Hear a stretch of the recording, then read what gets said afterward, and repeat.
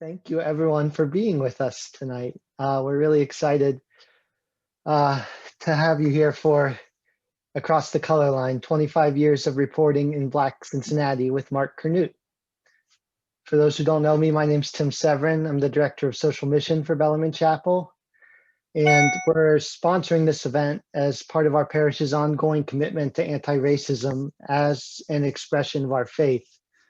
Our church has been working in this space since 2007, but has had a deepening movement even just this year as part of our anti-racism parish retreat last month. And so we're really excited to have Mark with us here as a sort of follow-up educational event for the community. Now, just to introduce Mark, Mark's a 1984 Miami University graduate with undergraduate degrees in geography and English. He's a career newspaper journalist who reported extensively on social issues of race, class, poverty, homelessness, and immigration, and was 3 times selected top reporter in Ohio.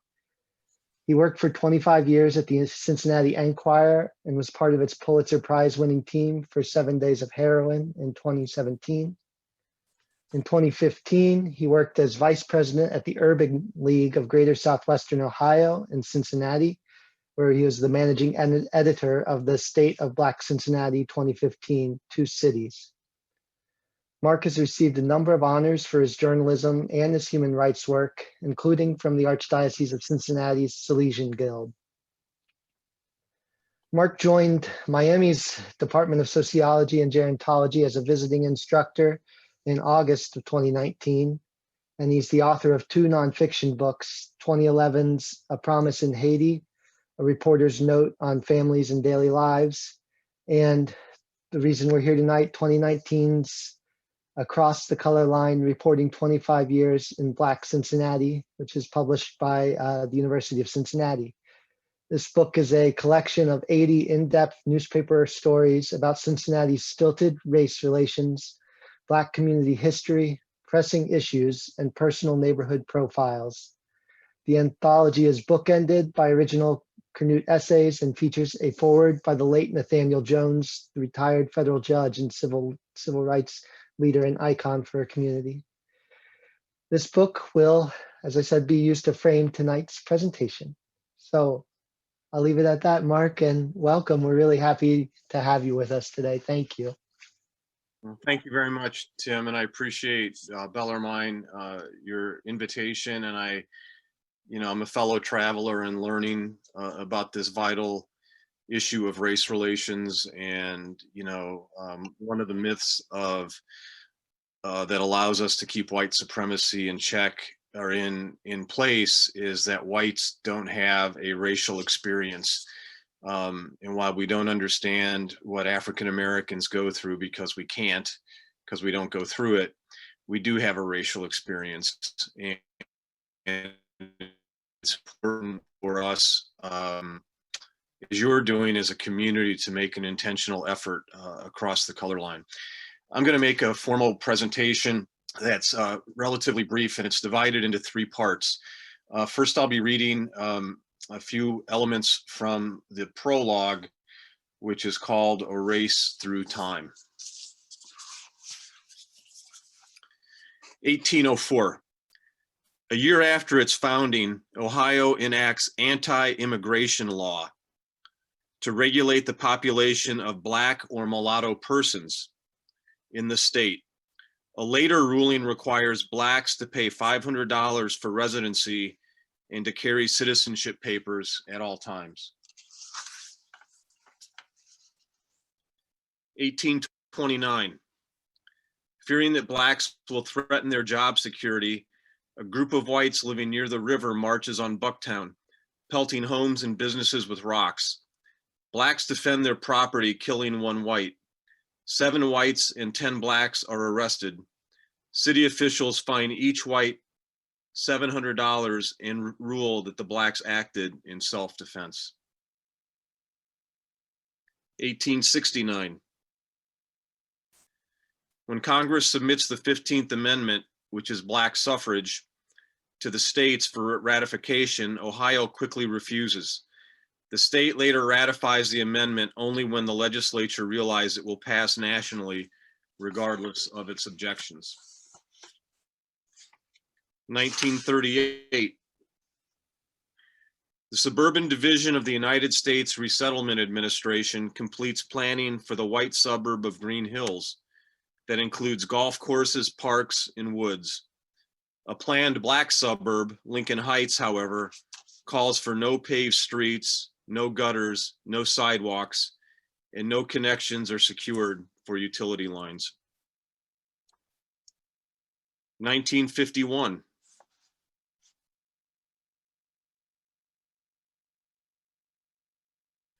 Black students in Cincinnati public schools are allowed to swim in pools with white students for the first time.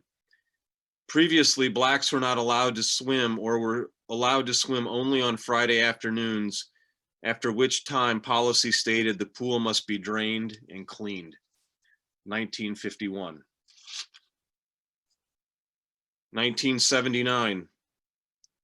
1979.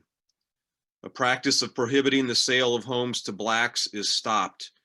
More than 1,000 deeds in Hamilton County still carry such covenants at that time. 1991.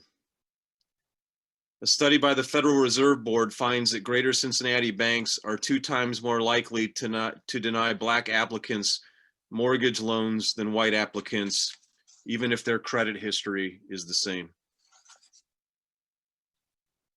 1995.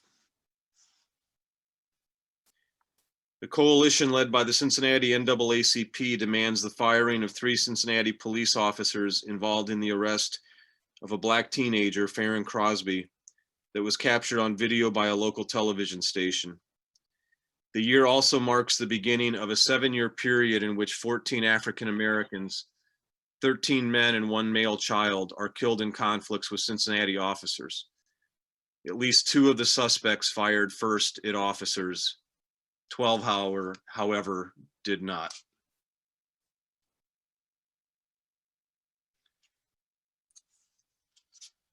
Now I'd like to reflect for a moment with an interlude.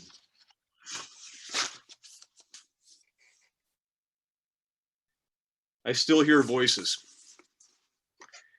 I hear the voices from my years as a reporter. And the words were laced with pride and anguish, often at the same time.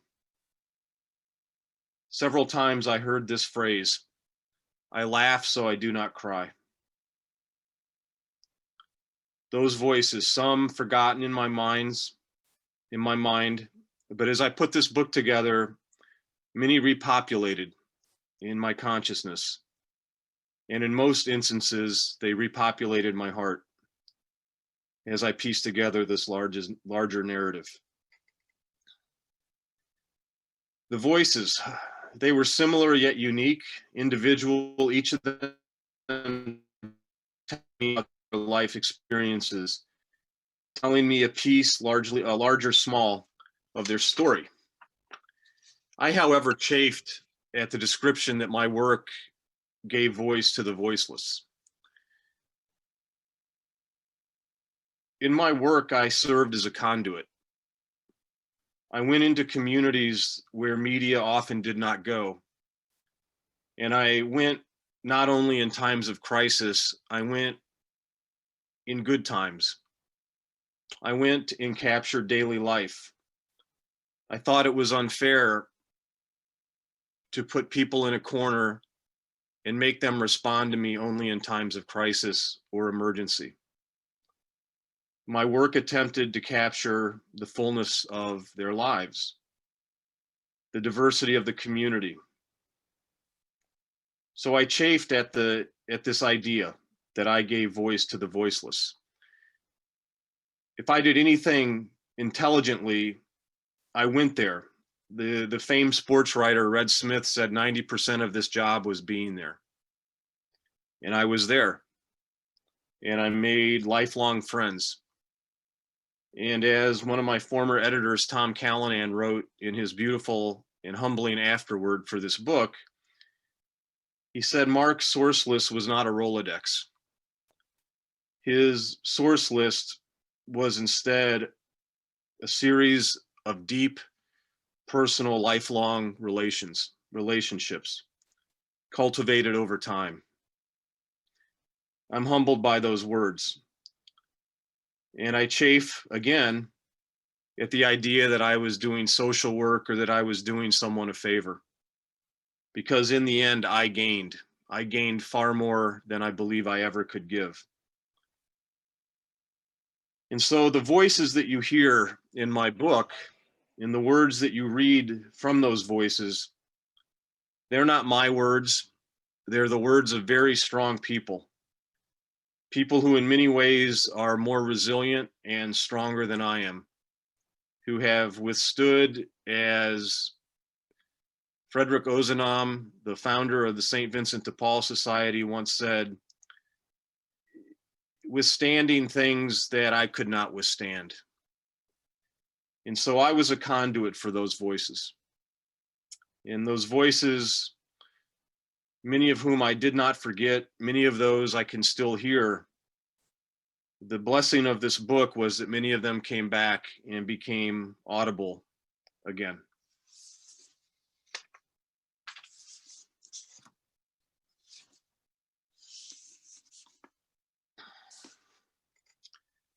We could live just about anywhere. The world is not homogeneous.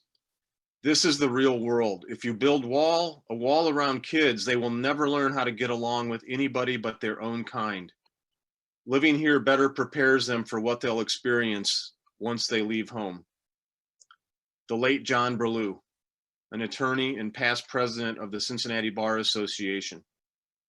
Kennedy Heights, 1993.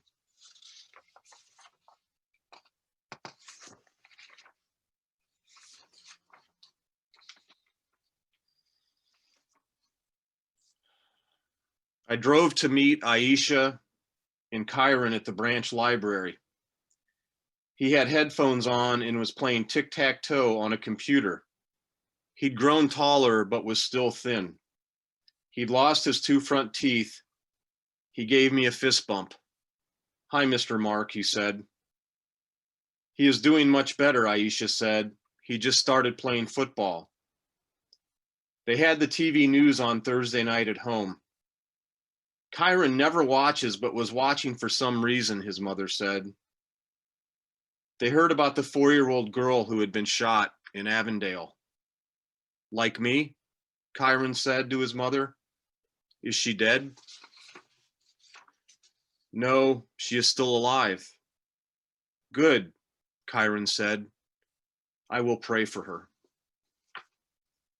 Kyron and Aisha Landrum, formerly of Avondale, Blair Avenue, now in the West End, 2015.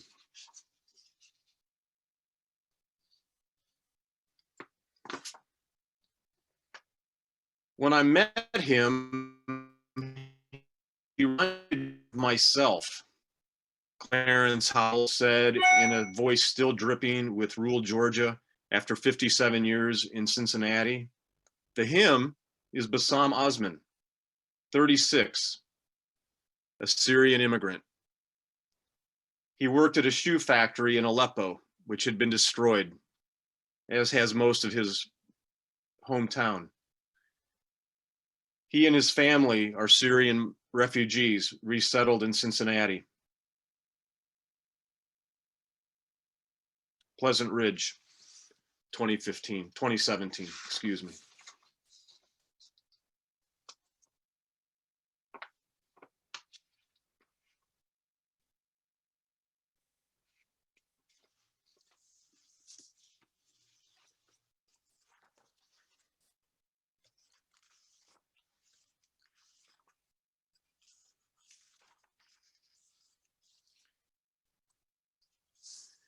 We really thought it would change when we came back. We thought we would come back to a different country. We thought this, World War II, was the big fix. We were over there willing to die. We thought people would finally get over the race issue. We were wrong. We're still wrong. The late John Lear, Tuskegee Airman, Pleasant Ridge, 1994.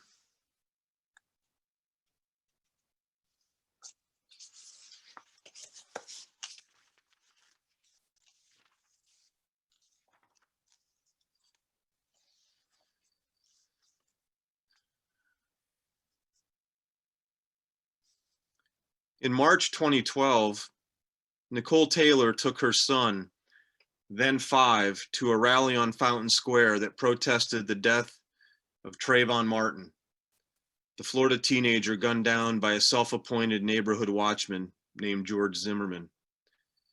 Taylor blinked back tears in a sharp early spring western sun that evening and said, "While I can't imagine that he will be looked at and feared, I know he will be." It happens over and over and over. Unarmed black men being killed by police. It hurts. It's so overwhelming that you feel helpless, but I reject that. We have the right to live in a society that is not racist.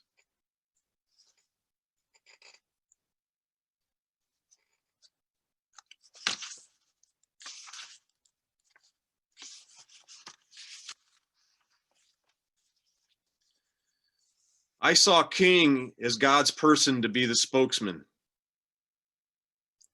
The person who wasn't thinking about the movement when they heard King would start thinking about it.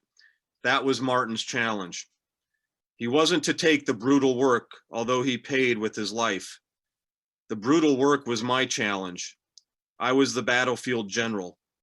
I would never ask anyone to do anything that I wouldn't do.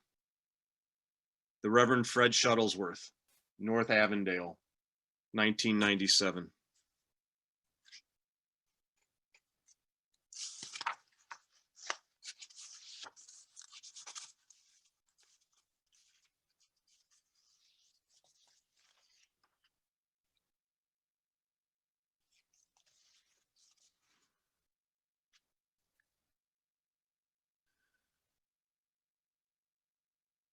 "14 people lined up to be pallbearers at Joanne Burton's funeral. She was the woman experiencing homelessness, sleeping under a blanket in the old Washington Park when she was run over and killed by a police cruiser.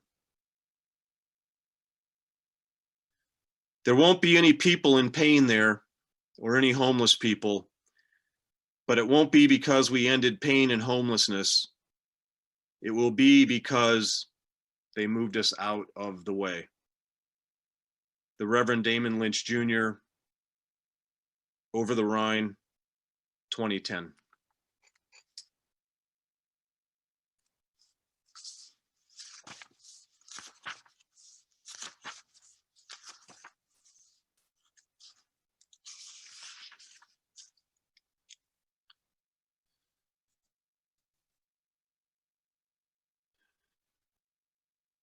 These attitudes don't surprise me. With the economic downturn, a lot of people feel like their piece of the pie is shrinking. And they look at, quote, the other, and think that their piece is getting bigger. Without contact outside of their own communities, people sometimes fall back on negative stereotypes and experiences. Erica King Betts, Executive Director of the Cincinnati Human Relations Commission, 2013.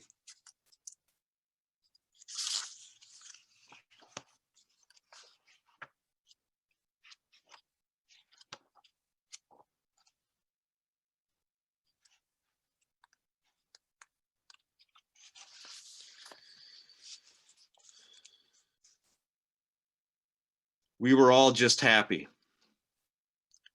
The night he died, I kept waiting for him to come home. Now I just want to keep my mom happy. I feel bad because he only had Vincent for 4 years, and Vincent only had him for 4 years.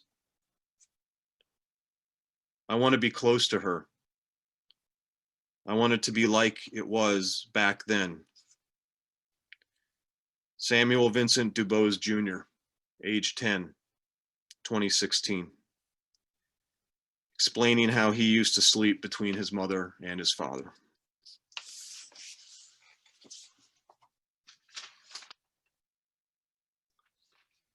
That is the completion or the extent of my formal program. And as I said earlier, in case you just came in,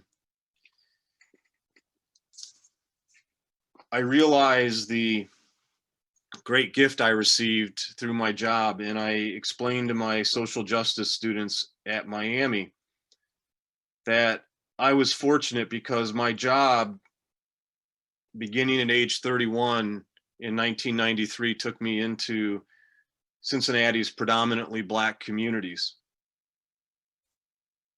And it was there, over time, to paraphrase Gustavo Gutierrez in A Theology of Liberation, that I came to understand that if God shows his face in this world, it is among the oppressed. I saw it in Haiti.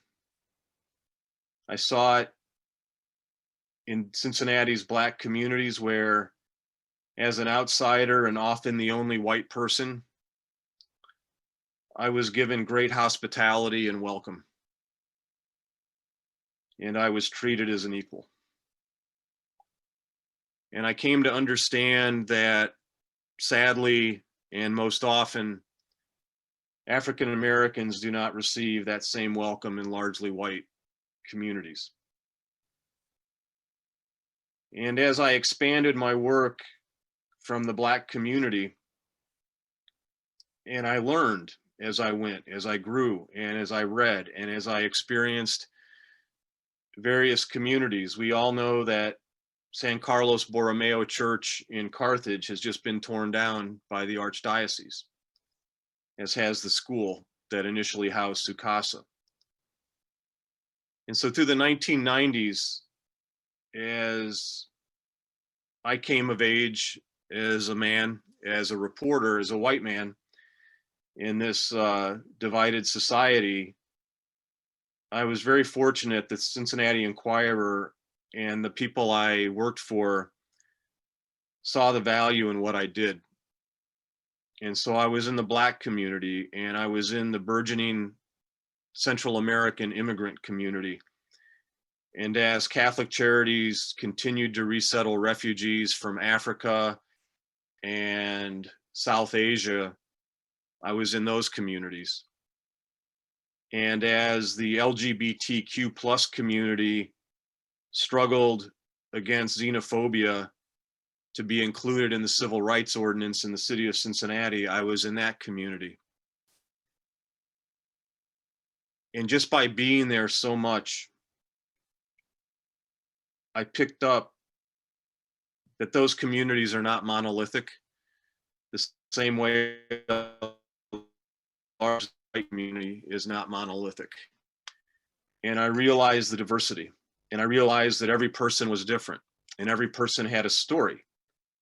And that as my students and I talk at Miami, there is power in the individual story to help us learn about, quote, the other. And I realize my good fortune that is unfolds in this book, and the story that this book tells is of kind of one dumbfounded white man, despite his good education, the social education that my job gave me. And I talk to my students about wanting to help them get to that point before I did. And the need to address issues like racism and structural and institutional racism and xenophobia, which we see against Asian Americans in our country still for the past year of the pandemic. That we need, in the words of Gustavo Gutierrez, neighbor is not who I find in my path. Neighbor is that person in whose path I place myself. And I realized that the great blessing of this book, and as a student of Catholic social justice teaching, is really the foundation for my passion for social justice, that I was really just accidentally, because my goal, I tell my students, when I was a senior at Miami, my goal was to cover Major League Baseball. And I did. And then I got a chance to cover the NFL. And this is where I'll end my little story. One of my editors, Julie Ingebrecht, who hired me to cover the Bengals, she was sports editor in 2000, and she hired me to cover the Bengals on the Bengals beat, which I had for 9 seasons. And then Julie was also the one who helped, along with Tom Callanan, to bring me back after I burned out 9 years of covering the NFL. And they brought me back to news, and Tom and Julie gave me an opportunity at a very difficult time financially, as a more mature reporter and a more mature person, to reestablish the social justice and race beat. And Julie would say to me, I feel really bad. I see the arc of your story, except for those years you covered the Bengals. And I said, you know, Julie, I thought about that a lot. And as most of you know, if you walk into an NFL locker room, anywhere from 2/3 to 3/4 of the players are African American. And when the Bengals hired Marvin Lewis as head coach before the 2003 season, the majority of the coaching staff became African Americans. And I was really grateful for those years that I had spent in news in Cincinnati through the 90s, because I could look around that locker room and instinctively, just not even really consciously, I knew every one of those men was different and had their own story. Just as every one of the coaches, Marvin and the Hayes brothers, they all had their own story. So when I got this idea for this book and I put it together, it came together with just a great sense of appreciation.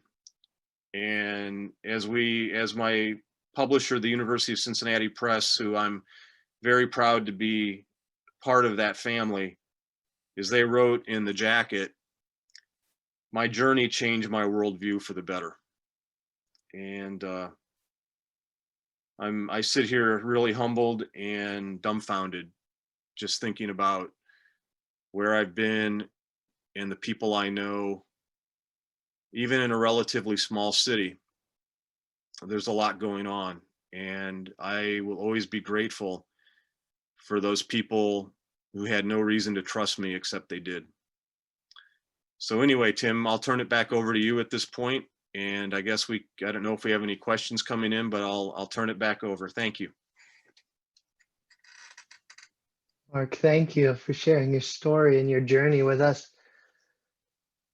I invite everyone to take a second and reflect on what you just heard, and put what comes up to you in your heart, your questions for Mark, we can continue to explore all of these stories. This tapestry of truths is what came to mind when you were talking, right? So I invite you to put some questions in the chat now, and I can give you one to start off, Mark. I love that you were talking about Gutierrez and liberation theology. Big fan. Pope Francis uses the phrase culture of encounter again and again. And it's when I hear you speaking of the culture of encounter and this sort of ministry of presence to people in their most vulnerable hours sometimes, right? I was wondering if you could just speak to what it was like to accompany people through and be on that journey with other people. I will. Thank you, Tim. I'm a big fan of Gutierrez and of Pope Francis. I was reminded, because the other my first book, again, which you so kindly mentioned in my introduction, your very kind introduction, is called A Promise in Haiti. And as Tim, as you and I were talking before the event began, again, just dumbfounded by what opportunities I had in life. And I started working, volunteering as a mission appeal speaker in the Catholic Church in 1999.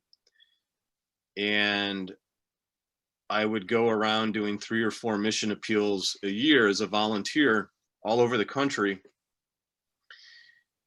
And I started going to Haiti in 1996. And I got involved because a priest from Philadelphia named Tom Hagen, who was an oblate, who had worked in the inner city of Philadelphia and had been chaplain at Lafayette College and then at Princeton University, started taking his affluent male students to Haiti. First, he took them to the inner city of Philadelphia, and then he would start taking them to Haiti. And Father Tom came to the parish where I was a member here in Greater Cincinnati and gave a mission appeal. And I started going to Haiti again in 1996. And I remember what Father Tom said about getting yourself in the right attitude and the importance of being present and forging a relationship with people in Haiti and not doing drive-by mission tourism. And he said, don't go down there with the idea that you're going to save anybody. And he would say, if there's any saving going on, it's going to be the opposite direction. And as I referenced Frederick Ozanam, you know, I came to understand that the people I got to know in Haiti were withstanding things I couldn't withstand and withstanding them with great grace and good humor and hospitality. And I came to understand as I fully explored the racist bloodline of the United States and the enslavement of people of African descent and the desecration and mutilation of indigenous peoples. I was often just overwhelmed by the kindness of people to a white male, with white males being the primary perpetrators over time. And they were able to give me the benefit of my individuality and to see that first and not see my group first. And I came to understand pretty quickly that we see African Americans and other peoples of color as a group first and as individuals secondly. And the absolute grace, kindness, appreciation that I was there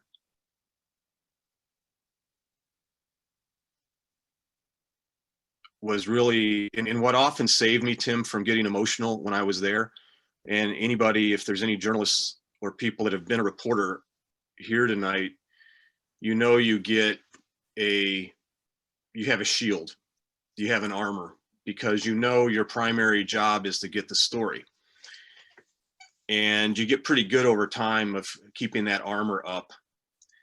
And every now and then some things would get beneath the armor and strike you emotionally. And it became very hard for me after time to maintain the necessary neutrality, because I started seeing things, as my now 2 adult sons would say to me when they were teenagers. They say, Dad, it's fascinating. Again, my sons being very intelligent young men, both college educated. We got one Miamian in the group. He would say, it's really interesting, Dad, because you see the world like a black man, which to me was a great compliment. And one of the reasons that Pastor Casey Smith from Corinthian Baptist, I asked him to do a dust cover endorsement is I was at his church once to interview him at his old location on Whittier Place in Avondale before he built the new church up in Bond Hill.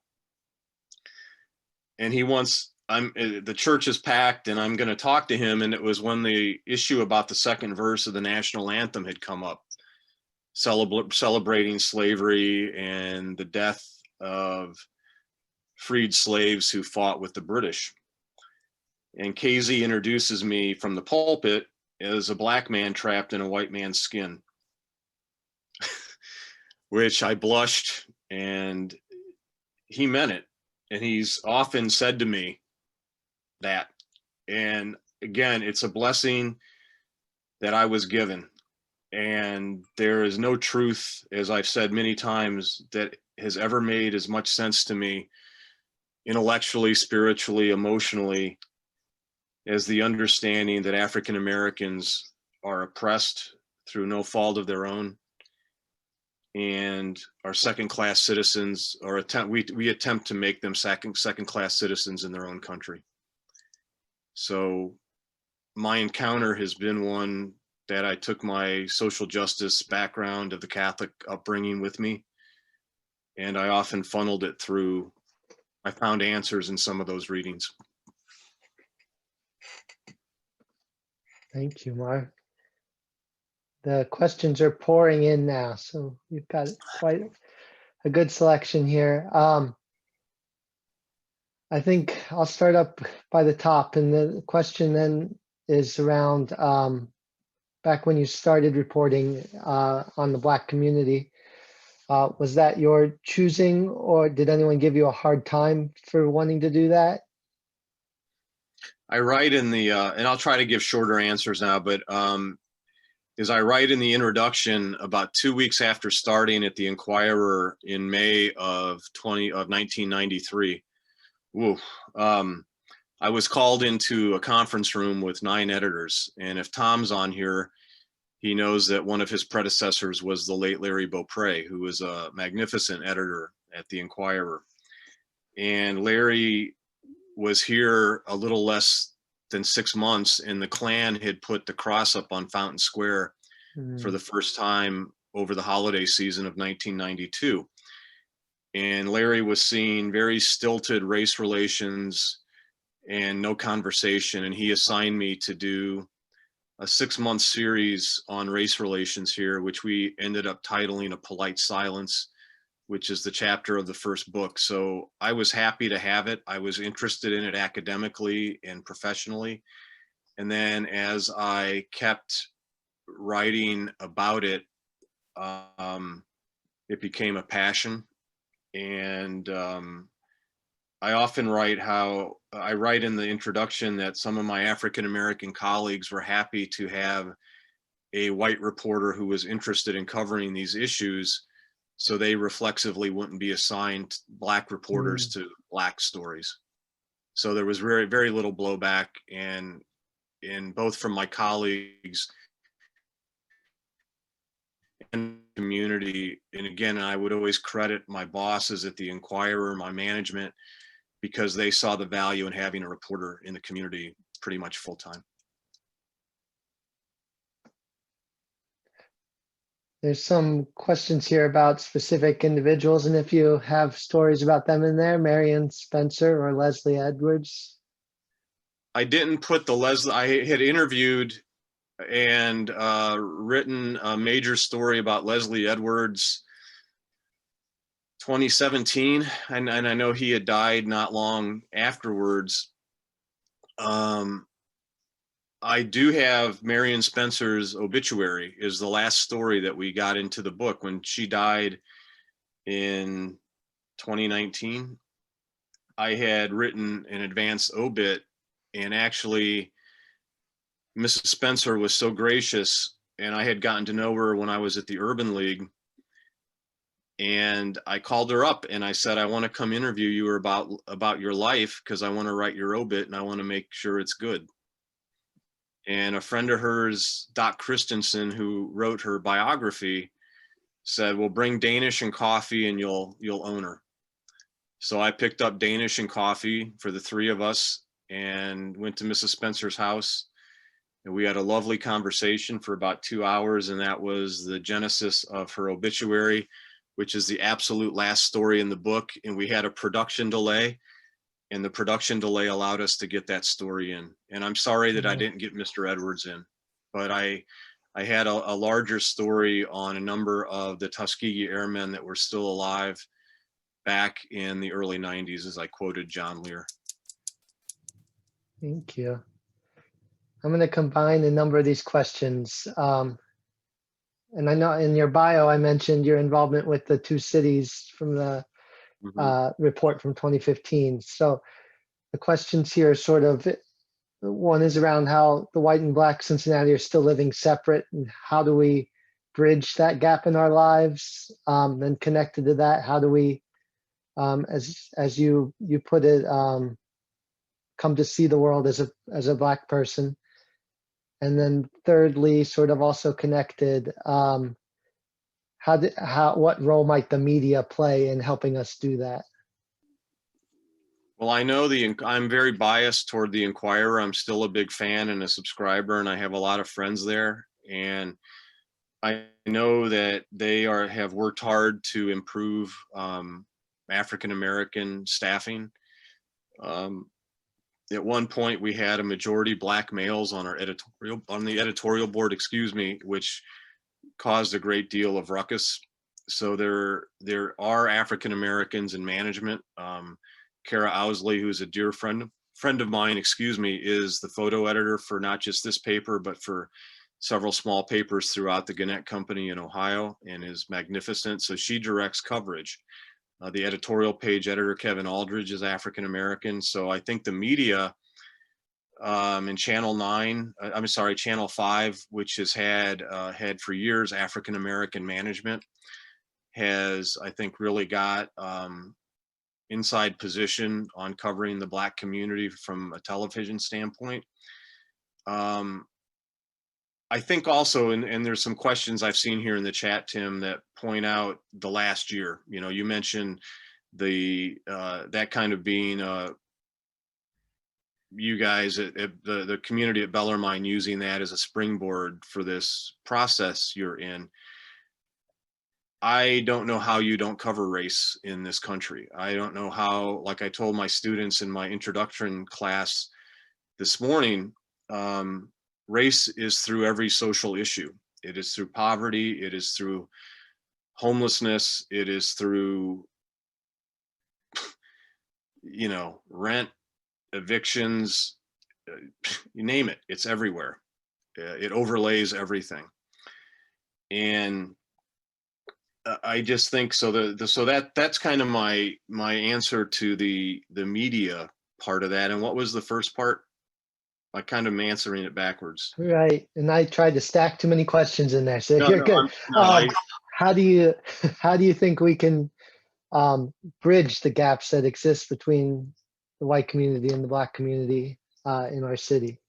I think it has to be intentional. It's one thing for a predominantly white group to talk about race, and I think our perspective is limited, including mine. As much as I've studied it, I had Siri Amani, who is a spoken word poet, and some people might be familiar with her. She's only 25, and she is one of the founders of a group called Tribe, which has 3 eyes, and it's an art collective, and they do this. Their action is called artivism.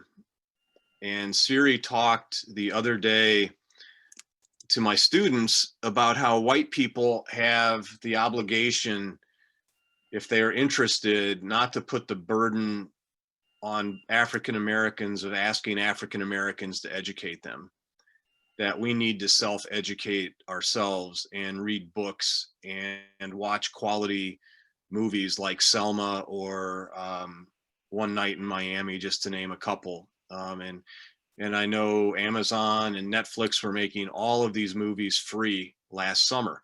And so hopefully people took advantage of that.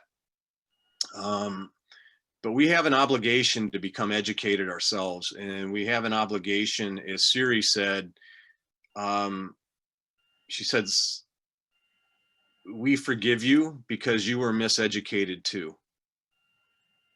And leave your guilt, don't bring your guilt with you. But educate yourself. And if you've made an effort to educate yourself, she said most African Americans, including herself and people in her circle, which is a large circle of artists, will welcome those conversations because they will feel like the white people will have made some effort. And so really what I'm doing here is just relaying information that has been given to me through both my role, mostly as a reporter, but also now as a social justice instructor at Miami. And those are the conversations that we have, that it's not a one-off. It's not just when it's the hot story. It's every day. I have an older brother who is reading this book, one of my two older brothers, and he said he had to put it down because we're, in his term, we're marinating in race in this country. And I didn't get, part of me wanted to light him up, but I didn't. And I said to him, you know, John, the one thing, and I write this in the introduction, is the one thing that I know is, even as someone who considers racial justice his life's work, that I know that I can take a day off and I can be white. And unless I wear my Black Lives Matter hoodie over to the Newport Kroger, I can just look like every other white guy. African Americans can't take a day off. So whether we're marinating in it or not,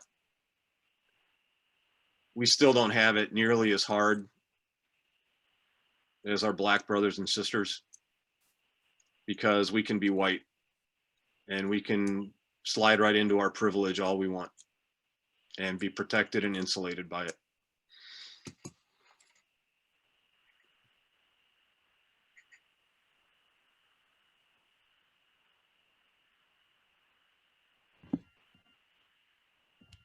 I can't hear you, Tim.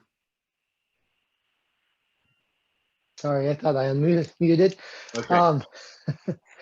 That ended up being one of the themes that emerged on our retreat too.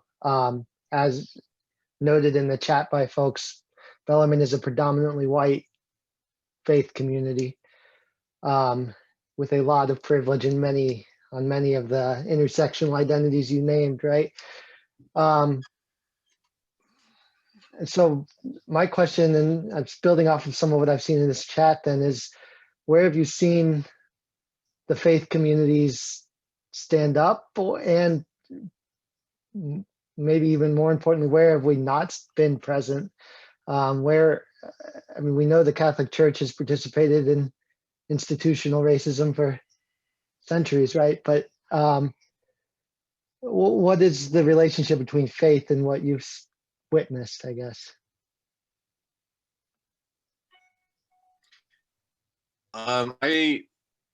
One of the books I teach in a class every time I teach it is Martin Luther King's last book, Where Do We Go From Here?, in which he talks and he reflects on his letter from the Birmingham jail about pleading for white people and white faith leadership to join. And while many did not.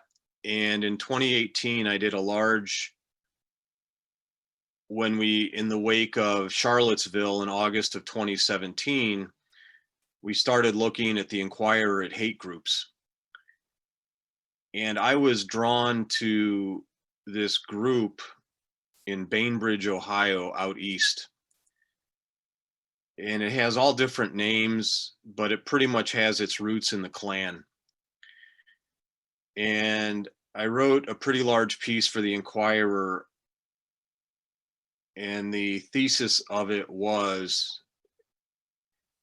that the Christian church had really failed to capitalize on the shared faith of Blacks and whites in this country. And not only had it failed to capitalize, it, as you said, Tim, the Christian church in this country participated in the justification of enslavement. It participated in the justification of Jim Crow. And it continues, and I'm going to step in it, this is my opinion, it continues to support a white nationalistic political party and its forebear, Mr. Trump. And if you want to click off right now, go ahead, because I'm not backing off. And they wrap themselves in the cross and the flag. So I don't have a lot of hope in that.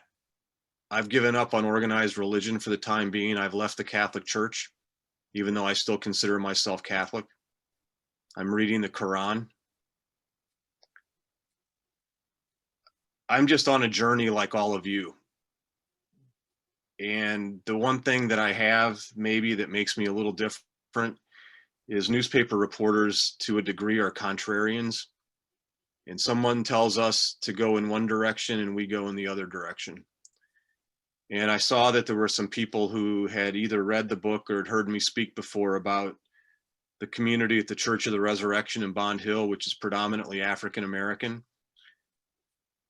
And I have a marvelous relationship with Deacon Royce Winters, who's the head of African American Ministries. And when I was coming off of stage 3 colorectal cancer and struggling with PTSD, that community helped to heal me. And it wasn't so much its Catholicism that healed me, it was its embrace. Allowing a white man to come in and fall apart emotionally, where I don't think I would have received the same support in a largely white community or felt comfortable allowing myself to break down during Mass in a white church. And I write about that. That's what the introduction of the book is based on.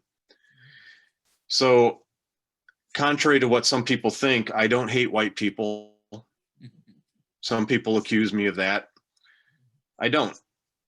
I'm just increasingly aware of my privilege, and I am increasingly aware that when people like Fred Shuttlesworth and Nathaniel Jones and so many that Iris Rowley and Damon Lynch Jr. and the third, and you know, I could just name so many people we don't even know. They educated me and they gave me a piece of their story. And I feel a joyous obligation. Good trouble is not polite, to quote the late John Lewis. And I'm not polite. I kind of feel like that's why I was kept alive, because I should have been dead twice. I'm just going to get real. I'm not going to hide behind a facade with you guys, because I'm not going to waste your time. You're going to get the real deal with me, just like my students do. So I don't think you can fake it when you're in this kind of work. And it's something that you can't, I don't think you can honestly just dip a toe in the water in the shallow end. I think you got to jump in the deep end, or we're not going to really force any change. And it's really up to us, talking to the other white people in the room.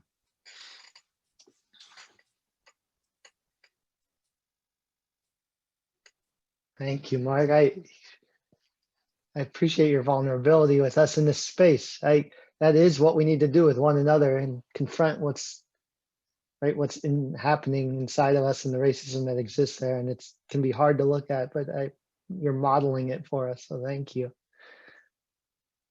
I'm going to use your contrarian statement to segue to this next question here. Have you ever had any negative reactions to the stories you've reported on? Specifically, have you ever faced any criticism or hateful comments from white supremacists or the like? And how have you dealt with that?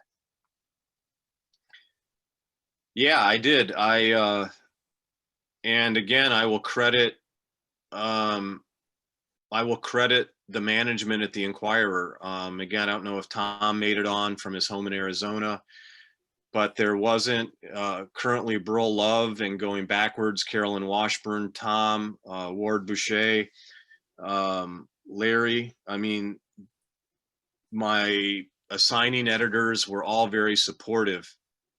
And yeah, I would get comments, and initially it was a lot of the African-American stories that irritated the readers the most. And you have to remember, back in the 1990s, it wasn't as easy to get a hold of a reporter as it is today. Obviously, we didn't have internet as much as we do today, as widespread. We didn't have cell phones. I would be called an N lover, all of which I took as a badge of honor, which only fueled me to work harder and to stick it in their ear even more. Yeah, I mean, and I think when I got off the Bengals beat and I came back to news in 2009, you know, as the first Obama administration was starting, and as all of the demographic forecasts came out about whether it was going to be 2055 or 2060 when we would be a minority majority country, which really jacked up the Tea Party and really led to a huge increase in the number of white hate groups or white supremacy groups around the country, and including in our area, which is pretty prime Klan country. And yeah, I would get it in the Central American immigration stories and the African refugee stories really seemed to strike a nerve with not all white readers, of course, but with white readers that wanted to fight with me. And I would get emails that they're going to quit their subscription, and they had emailed so-and-so, the publisher. They were a lifelong 2-generation or 3-generation Enquirer family, and that I was ruining the Enquirer, and I would thank them for giving me that power. And I would say, I stand by the story, and you're more than welcome to talk to my editors. But being a contrarian, as you mentioned, Tim, I knew the worst thing was no reaction. And the fact that we were getting both support and the negative reaction, it just affirmed in my mind, as well as the people I worked for, to continue to dedicate the resource of a reporter to this beat, where very few other papers were doing that at the time, especially smaller papers. And I was always grateful. I always recognized the opportunity I had. And I think the community, people in the community appreciated it, and somewhat in a really humbling way kind of took ownership of me. And if I was spending too much time writing immigration stories, when I went back to the Black community, they say, "Where have you been?" You know, and they all knew where I was. And then if I was in the Black community for a long time, back into the immigrant community, the refugee community, they go, "Where have you been? We haven't seen you for a week." So it was really a joy. I mean, to be totally honest, there was never a shortage of stories. And I always was kind of dumbfounded by the access that I had to people's lives and how they trusted me. But you're right, Tim, it is what you said. In a humble way, it became my normal, and it became really a place of joy that was connected deeply to my spirituality.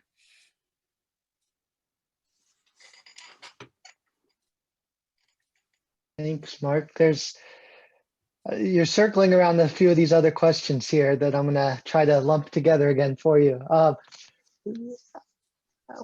mean, there's a lot of bravery in what you're doing and what you did, right? I don't think so. I just was doing my job. I was just being a reporter. Well, seriously, in all honesty. Well, that, I guess the question it raises for people and here is sort of how do you, if you're not a reporter, let's say, how do you get to the space where you're you're able and comfortable making those relationships across boundaries, and you're comfortable pushing the threshold, and you're comfortable doing the work that needs to be done. I'll share a video with you, Tim, that I received over the weekend, and I showed it to my students in my two classes that I had today. It's on the 5 tips for white people to interrupt white privilege, or to begin to dismantle white privilege in our own circles, and what we can do. And one of those is, don't be afraid to make mistakes. So when I joined first San Carlos Borromeo, when I met my current wife, who's Spanish, and that's where she was going, and where Diana was, I wanted to be, even though I didn't understand Spanish. And that's one of the things I wrote about in the article about the failure of Christianity to build on our shared faith. You know, you can go back to I think it was, I'm going to misspeak. Was it the Methodist Church that kicked Reverend Allen out in Philadelphia? So we went and started the AME Church because he was Black. Methodist. Thank you. And, you know, and then you will hear people, when you would go talk to people in church leadership or faith community leadership, and they say, well, churches around here still follow neighborhood residential patterns. You know, they're neighborhood churches, and we are just segregated. And Cincinnati, greater Cincinnati, still ranks between 5th and 8th.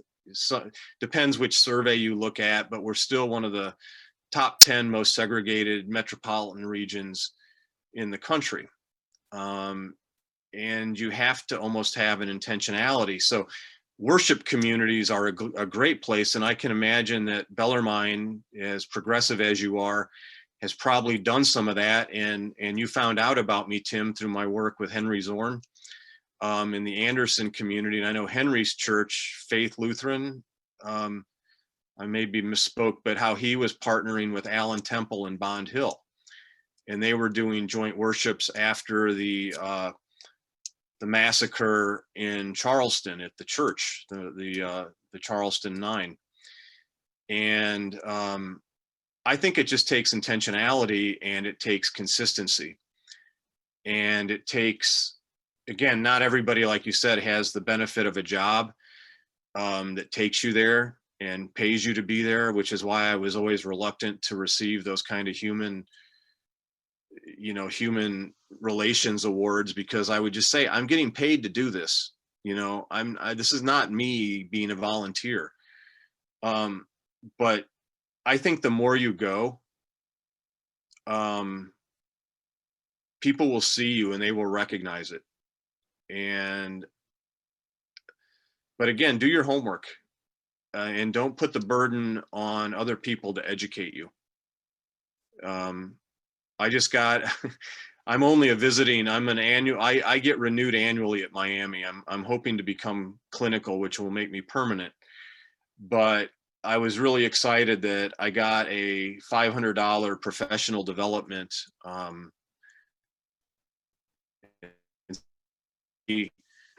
Noticed I have Isabel Wilkerson's latest book here. And I've got more books now than I ordered $500 worth of books, and I'll never read them all. But I'm going to try, and I want to learn. I mean, it's absolutely my thing, and it's the hill that I'm going to go on. It's I was taught, my mother and the way she emphasized the education that I got, and I'm a proud graduate of Miami, and I'm now a faculty member, so I'm going to give it a plug.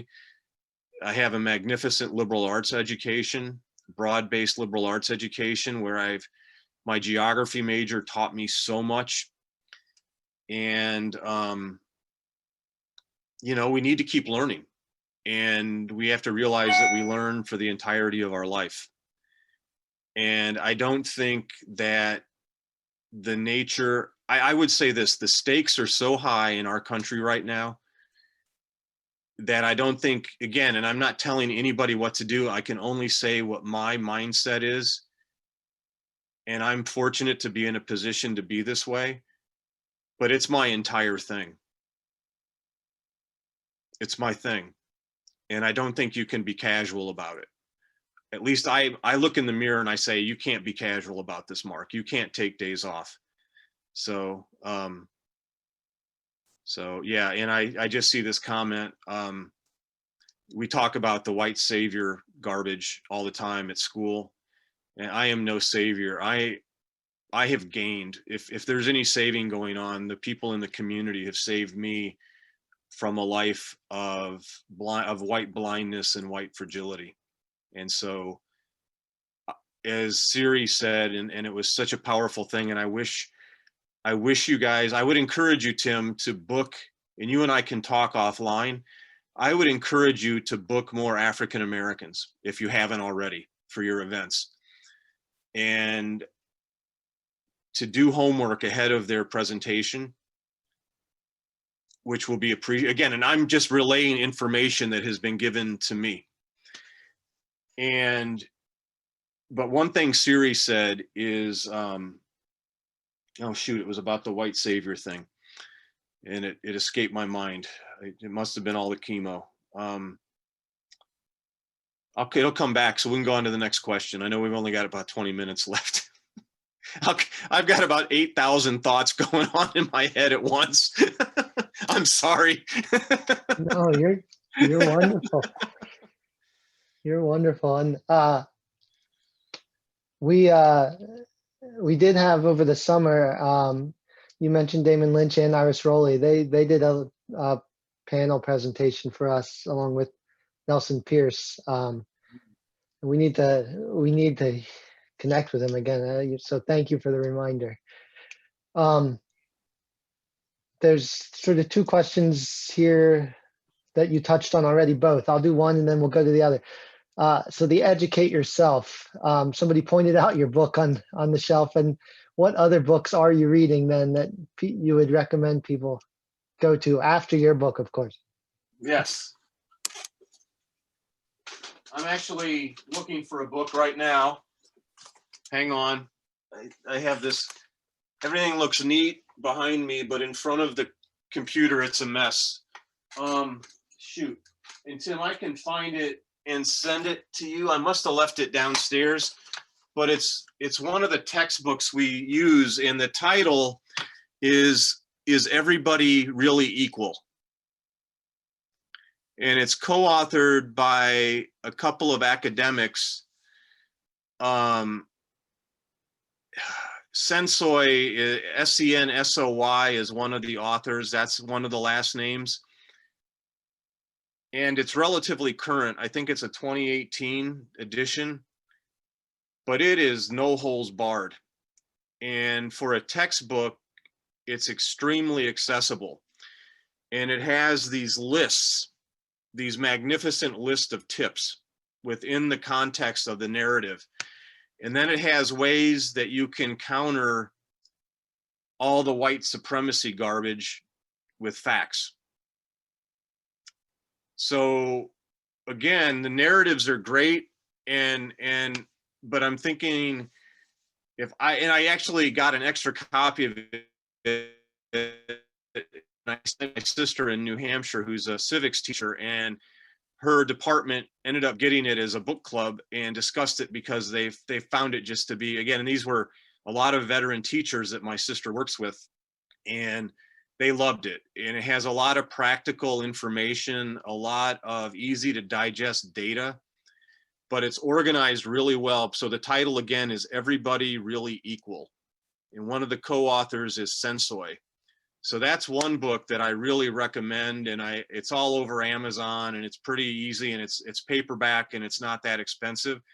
And the chapters are relatively short, so you can digest it. And then it's one of the reasons, and I see we have a CPS teacher on here. One of the other things I really like about it is a lot of texts have really crappy ideas of student engagement at the end of the chapter. This one is really good. And it has a lot of really cool things in it. So again, is everybody or everyone really equal? And I'll send that to you, Tim, and you can share it. I thought I brought it up, and I thought I had it in my briefcase. but I don't. So I'll find it and send you that title. Thank you. Yeah, I wrote it down, so I'll remember too. And this is being recorded, so I can check it again. Good thing I haven't said any really bad words yet. You're good. That CPS teacher, that is the second question that I had there. How is the best way to show my students I'm an ally and not trying to be a savior? So we talked around that idea a little bit, but Yeah, when I teach 2 courses at school that require experiential learning, 25 hours of community service. It's built into the syllabus. And then I also have we also have developed out of our department an experiential learning program that we had to be remote this year, but it's a social justice one. And it's actually modeled after the people that run the Cadillac program there at Xavier, the experiential learning program for summer at Xavier University. Were very kind when we started this up and shared a lot of material with me. And we do a reading that I can also send you. Yes, somebody looked it up. Thank you, Chandler. Is Everybody Really Equal? An Introduction to Concepts in Social Justice Education, D'Angelo and Sensoy. And Robin D'Angelo, I should have remembered her name because she's a rock star. yes, She's in your face. So yeah, thank you very much, Chandler. I really appreciate that. Actually, that's the book I use in a 200 level course. But what I was saying is I forgot again. Where was I, Tim? You're my right-hand man today. You were talking about teaching to your students about the Savior. We do a reading called Fixing, Helping, Serving. And one of the things that reading is about is if you have a mindset that you're fixing someone, you're going in as the superior and you're placing them as your inferior. And if you're helping, you're still coming in kind of the command position that you know better. But if you go in with the concept of serving, you're going in as equals. And you're going in with the attitude that it's relational, that it's not hit and run or a drive-by. It's the attempt to form a relationship and to see value. For example, when we do events at the Miami Center for Community Engagement at 13th and Vine and Over the Rhine, it's in Buddy's Place. And Buddy's Place is some of the affordable housing that Mary Burke Rivers organization, Over the Rhine Community Housing, has managed to hang on to and Over the Rhine with all of the displacement. And so when we have an event, like when we had our in-person experiential learning program in January of 2020, we had a celebratory lunch and we invite all the neighbors. And when we have relationships with people who have been oppressed, we realize how resilient those people are and how multidimensional they are. And we get to know them kind of like I tried to do, and it's really hard to do, to not place a person who's oppressed in a position of oppression and have that be your conversation, have it be about anything. Your shared interest in cookies or what you like to read, what you like to eat, what you know, stories about your children, stories about when you went to school, you know, who your favorite Reds player is. And Linda, thank you. Yeah, Cincinnati Union Bethel, and I know the former CEO of Union Bethel, Steve McConnell. I saw him a little earlier on this event. Yeah, Cincinnati Scholar House on McMillan Street, Cincinnati Union Bethel. There's a lot of places. So I think the other thing, Tim, to go back to your question that someone asked about how you can get involved, is go into some of these communities where there's community centers, and they, not just with the mindset of volunteering, but participating. For example, Miami has this program called the Urban Teaching Cohort, which is no longer restricted to teaching. And my colleague, Tammy Schwartz, that some of you may know, she goes by Dr. Tammy. We have partnerships with 4 schools. The 2 I can name off the top of my head are Rothenburg and Euler. And our students are spending semesters in those communities. And again, we can't spend semesters, but the point is to build relationship over time. And unfortunately, most of us don't live in diverse communities. You know, I always like Kennedy Heights, as Kennedy Heights was always a very open community. John? Yep. And that's why John Berlue was a huge influence on me when I first got to town, because Kennedy Heights opposed all the blockbusting and all the hijinks that the real estate industry was trying to pull. And it stayed intentionally diverse, similarly to North Avondale, but North Avondale on a much higher income level. So again, I think there's a lot of things, and even in your chat, you're seeing people coming up with ideas of places you can go and ways you can get involved. And those community health centers at a lot of the CPS schools, like Euler was the first in Lower Price Hill. If you go get involved in one of those community health centers, they need volunteers, they need tutors, but make a commitment to stick it out and don't just go once or twice. Again, if your health allows. And Riverview East, where Melinda teaches, thank you. And again, those are places where you'll not just get to know the students, but the design, and Melinda could tell us better, but you know, by design, it's a place for the community. It's a place where not just the child, but where the family can get services and help that it may need. But again, even people, you know, most of the poor in this country are working poor, right? Even some people that may have one social safety net program don't have all of them, and they're still working. And we're jerking around with $15 an hour, and we're still paying people $7.65 or whatever the heck it is, you know, and people are working their butts off. And we talk about the difference between wealth and income. You know, some people in this country live by owning. I'm sorry. Some people live by owning. Most of us live by working. And there's a big difference. Yeah. I'm not going to get into my class warfare.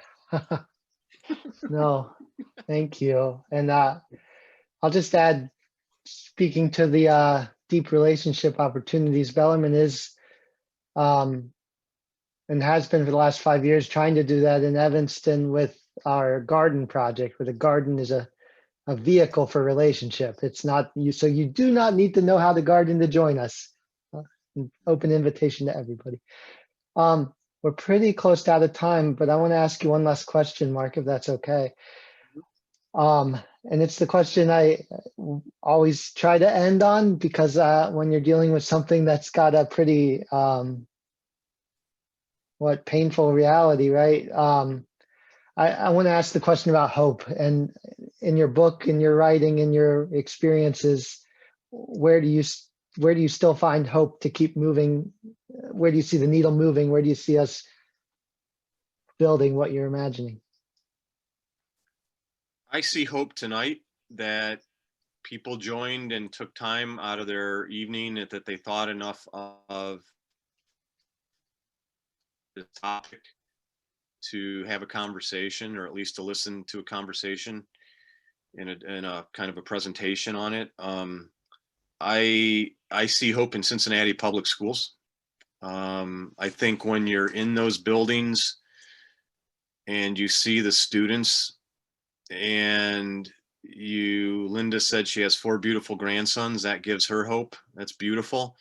I see hope in my students who are fed up with the status quo. My students who a year ago will be reacting out of emotion, who now are reacting out of intellect and information.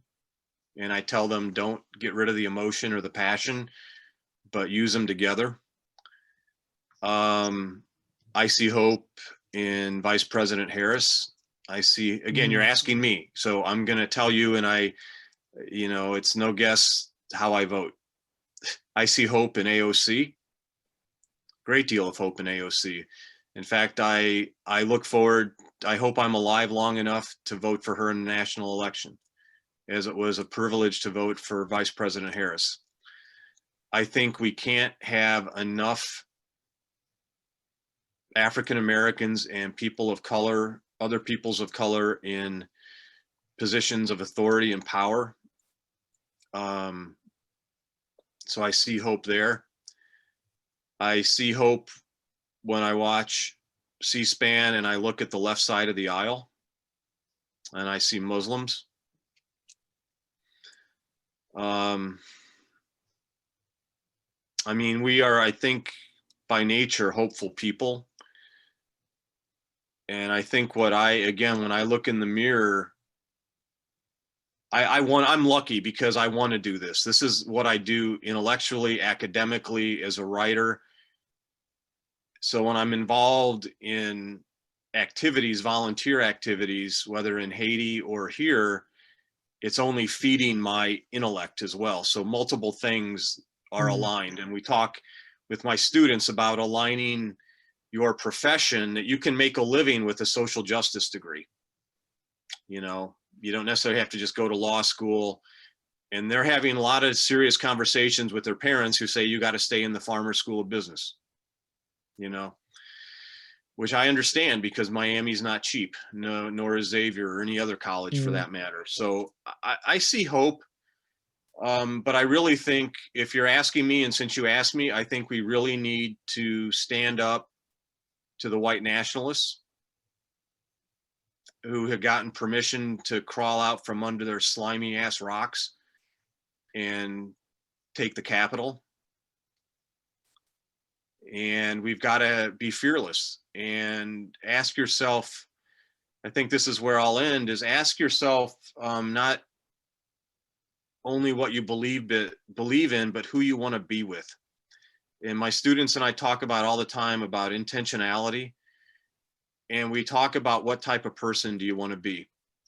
Because we talk about how you can get caught on the white educated middle class conveyor belt and end up with a 4-bedroom, 2.5 bathroom house in the suburbs that you can hardly pay for, and a 45-minute commute each way to a job downtown, which is what can happen to you if you don't interrupt that. So I see hope, but I think it's up to us. And I mean, I'm only going to speak for myself. It's up to me. And I'm really lucky to be in a position that my teaching, my writing, my activism, all aligns in this area. But it was something that I built, as I wrote in the book, I built this intentionally for 27, 28 years. Even when I was covering the NFL, I was always eyeballing for civil rights stories, like coaching stories, blacks with good records, like Art Shell being the first fired and the last rehired. Marvin Lewis should have another job right now. There's no reason he shouldn't have another job. They recycle these crappy white coaches just because they're in the good old boys network. So, I mean, I was always looking for those types of things.